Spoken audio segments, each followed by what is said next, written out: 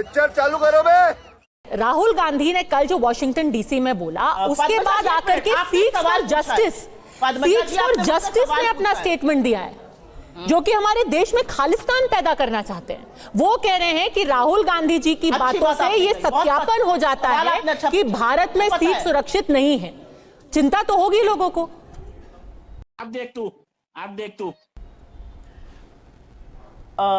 पद्मजा जी, पता नहीं आपको यह जानकारी है कि नहीं, लश्कर-ए-तौयबा ने कुछ सालों पहले एक बयान इशू करके कहा था बीजेपी सत्ता में आए ये वो चाहते हैं। तो क्या बीजेपी आतंकियों की पार्टी है? आईएसआई का भी परसों एक वक्तव्य चल रहा था जहां पर उन्होंने कहा बीजेपी उनको ज्यादा सूट करती है। तो क्या बीजेपी पाकिस्तान की आईएसआई से गठबंधन रखती है? ये किस तरह की मूर्खता की बातें की जा रही हैं?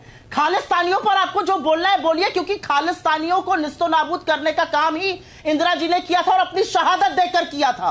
खालिस्तानी मूवमेंट जब कनाडा में हो रहा है और जब वहां पर देश की प्रधानमंत्री इंदिरा गांधी एक झांकी में उनके असैसिनेशन की विभत्स घटना की जाती है, तो नरेंद्र मोदी जर्नल सिंह भिंडर वाले को किसने पैदा किया था? हमारी फॉरेन मिनिस्ट्री की इतनी हैसियत नहीं है, इतनी हैसियत नहीं थी कि वहां पर उसका प्रतिकार करें। बीच में मत बोलिए मेरे, वहां पर बोलने की हैसियत नहीं होती है।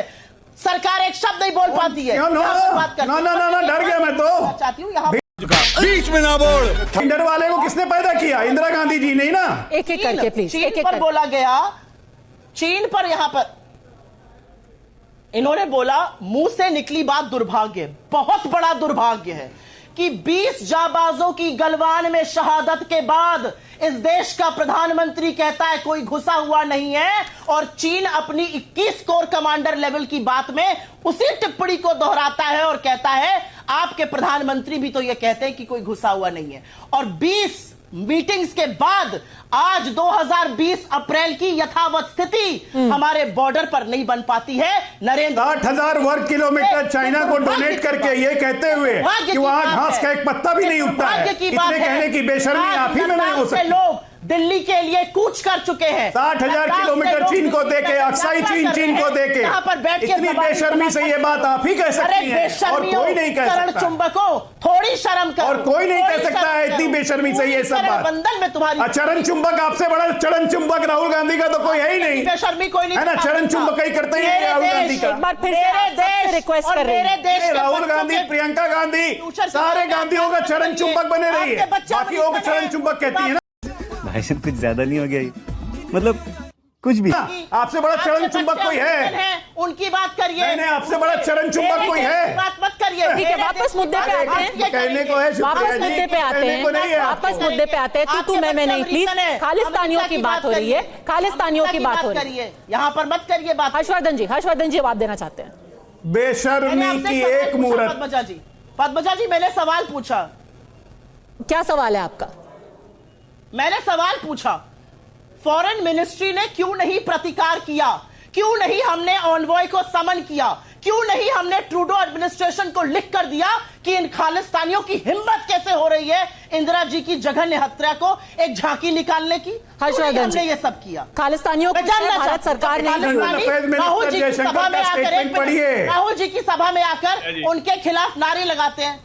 अरे जयशंकर का स्टेटमेंट पढ़िए कनाडा के बारे में। रहने दीजिए, जयशंकर जी तो झूठ, उन्होंने ऑनवॉय को नहीं बुलाया। थोड़ा अपडेट होके आने की जरूरत है, आउटडेटेड हो गई हैं। ये असलियत है आपकी, अपडेटेड होने की जरूरत है, आउटडेटेड हो गई हैं। आपका सॉफ्टवेयर गड़बड़ है, आउटडेटेड हो गई है। कल से नहीं भेजेगा आपको टीवी पे। हर्षवर्धन जी, बुढ़ापा अमेरिका में बिताएंगे बच्चों के पास, मैं तो हिंदुस्तान में रहूं। प्लीज, और बिल्कुल डंक, प्लीज मैं आपसे रिक्वेस्ट कर रही हूँ, वापस मुद्दे।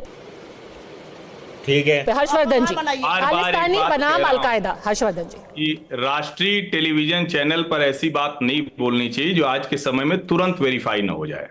जितने लोग इस वक्त अड़ी देख रहे हैं, आप बाकायदा गूगल पर सर्च कर लीजिए, मिनिस्ट्री ऑफ एक्सटर्नल अफेयर्स का बहुत कड़ा प्रतिरोध आपको नजर आएगा।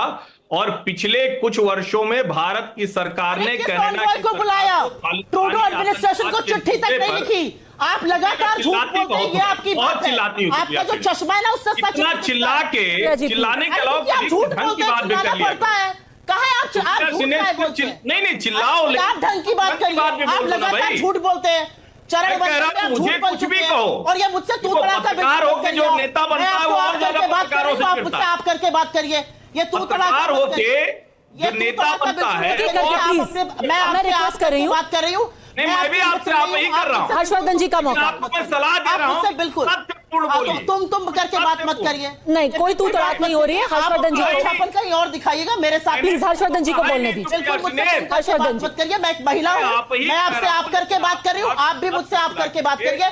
मेरा पूरा नाम मुझे पता है, यहाँ पर आकर ओछापन मत करिए। आपकी सारी पूरे नाम में ओछापन कैसे हो गया? वंदन को दिखाकर तो मुझसे बदतमीजी फिर चरण वंदन उसकी एक्सपर्ट है आप। करिए मुझसे। अबे साले तभी मेरा आपको जो आप भारतीय राजनीति में पत्रकारिता से चरण वंदना का बड़ा उदाहरण है। ठीक है, फिर भी वापस देखिए, प्लीज मुद्दे पे आते हैं। मैं सबसे आखिरी बार रिक्वेस्ट कर रही हूँ, सिर्फ हर्षवर्धन जी की आवाज हम सुनेंगे अब। हर्षवर्धन जी अपनी बात पूरी कीजिए।